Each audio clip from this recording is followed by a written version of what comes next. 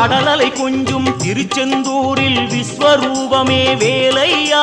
பழமுதி சோலை அறுபடை வீடும் புண்ணிய தரிசனம் முருகையா திருநீர் அணிந்து வரும் போது நெஞ்சில் நிம்மதி பிறக்குது கந்தையா முகனே சிவனார் மகனே உன்னை பாட பாட சுகமாகுதையா வேல் முருகா அரோகரா அரோகரா வேல் முருகா